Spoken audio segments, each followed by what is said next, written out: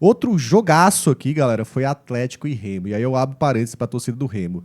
Que jogo fez o Remo, cara? O Remo surpreende pela ousadia, por ir pra cima, fora de casa. Tava vendo as estatísticas. Chutou praticamente a mesma coisa que o Atlético Mineiro. Foram 19-17. O jogo franco entre as duas partidas. O Remo tava... As duas equipes. As duas equipes, é verdade. O Remo tava perdendo de 2-1 até os 41 minutos do segundo tempo. Fez a virada, foi pra 3-2. E aí, no final, no último segundo ali, o Atlético conseguiu um empate. Teve muita bronca com a arbitragem. A torcida do Remo tá pé da vida com a arbitragem. Reclamaram ali de um impedimento no lance do gol do Atlético Mineiro. Tem reclamado muito de arbitragem a torcida do Remo. E eu vou te falar, cara, eu acho que vai ter muito problema em relação a isso. Porque o Remo chegou agora na Série A, né? Então, acaba pesando nas decisões da arbitragem, né, cara? O olhar é diferente, principalmente para uma equipe que estava 30 anos sem jogar a Série A. Então, há um peso de decisão no subconsciente, né? O peso, a sensação que dá nas pessoas que parece que estão arbitrando, não é que os caras façam de má fé, mas é uma questão de o que eu decidi aqui mais polêmico não tem tanto impacto porque é o Remo. Sim. Então eu acabo decidindo pelo que me é mais confortável, sabe? E aí, quando é mais confortável validar algo que gere dúvida a favor de um time maior, eles vão lá e decidem dessa forma. É uma questão emocional, eu diria. Não em alguns casos pode até ter alguma questão, sei lá, de dolo, de interesse, mas acho pouco provável. Acho que o grande problema é o peso que se dá ao que vai impactar aquela decisão por se tratar do Remo. Sim. E aí o Remo acaba sofrendo mais. Isso é uma coisa que a maioria dos clubes do Nordeste sofrem, né? Mas eu acho que para o Remo tem um peso ainda maior.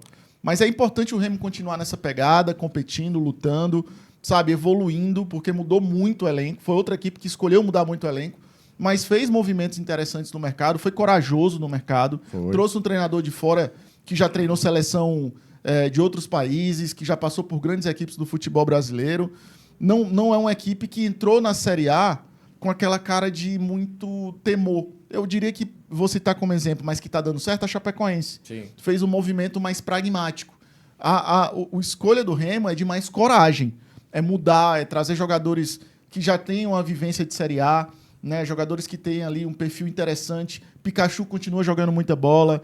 Você tem um Aleph Manga que já teve bons momentos no Curitiba. Você tem jogadores ali, Patrick de Paula, que já viveu boas fases, não vive umas últimas fases tão boas. Você vê tem o Marlon, enfim. Vitor Bueno, Iago Pikachu e Aleph Manga são quem fez os gols, né? Vitor Bueno, bom jogador, passou pelo Santos, passou pelo São Paulo, passou pelo Santos não, passou pelo São Paulo, Atlético Paranaense. Enfim, jogadores que têm uma vivência de Série A.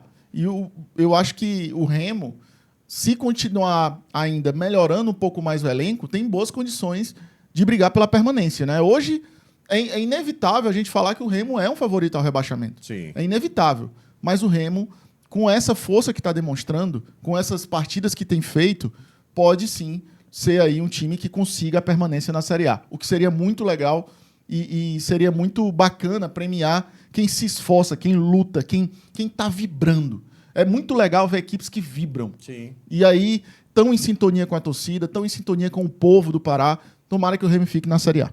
E tem feito, acho que tem representado bem, né? Porque tem feito jogos bem interessantes, por mais que não tenha vencido ainda. Perdeu por Vitória, empatou com o Mirassol em casa, e agora esse empate contra o Atlético Mineiro, que quase foi a primeira vitória do Remo depois de tantos anos aí fora da Série A. Chapecoense 3, Coritiba 3, cara. Um jogo muito bom, tá? Muito bom de se assistir, com muitas reviravoltas. O Coritiba abriu 3-1 na casa da Chapecoense e a Arena Condá lotada, aquela coisa, aquela pressão que a gente sabe como é que é lá. E aí a Chape conseguiu o empate lá no final do jogo. No final do jogo conseguiu 3-3 mais uma vez, porque a Chape já tinha conseguido um empate contra o Vasco numa falta do Jean Carlos também. No último minuto de jogo, um chute só a gol que tinha dado a Chapecoense naquela partida contra o Vasco. Agora contra o Coritiba, deu 20 chutes a gol. Foi uma coisa impressionante e o Coxa quase consegue a vitória, mas a Chapecoense parece estar naquela maré de sorte, cara. Tudo dá certo também. Estão no G4, uma vitória, 2 empates e o Coritiba chega aí a 4 pontos tem uma vitória e um empate. São dois times que vêm da Série B, né? Tentando. verdade. E esse momento de começo de campeonato é muito bom para quem tá subindo para conseguir logo pontuação. Porque depois as equipes mais fortes vão se ajustando mais, né? Contratações vão chegando. É o momento de tentar fazer uma certa gordura, né, Glaucio? Com certeza, com certeza.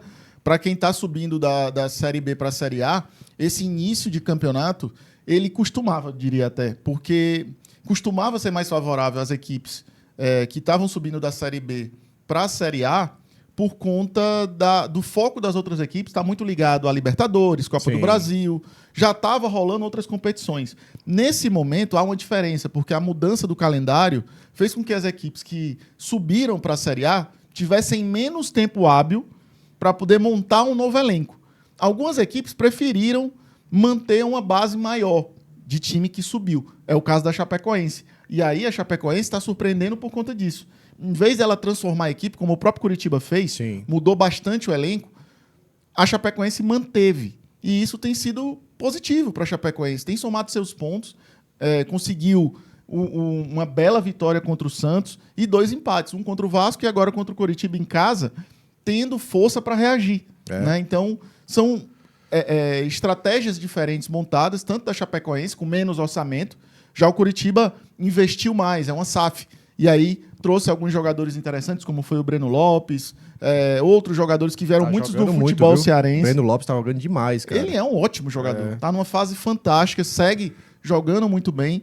Tem o Lucas Ronier, que também é um baita jogador. Fez uma jogadaça no gol do Curitiba. Verdade. Ótimo jogador, o Ronier. Tem um grande goleiro, que é o Pedro Morisco, que está sendo pretendido pelo Palmeiras. O Flamengo já sondou também. Então, assim, é um time que qualificou o que tinha, mas mudou bastante. Sim. Ao contrário do que é a Chapecoense, que pra mim, se você olhar a escalação da Chape, parece time da Série B ainda. Com Não certeza. tem grandes nomes na Chapecoense, tem ali, foram buscar o Bruno Pacheco, alguma outra contratação. Em linhas gerais, um time muito arrumado, né, pelo Gilmar Dalpozo, e que continua dando resultado, buscando seus pontos, já tem 5, não perdeu ainda. Tá fazendo um campeonato, eu diria que até nesse... É um começo ainda, né? 3 mas é um bom começo da Chapecoense. 3 rodadas, mas é um bom começo. Começa bem aí a Chapecoense, inclusive no G4 nesse momento, né?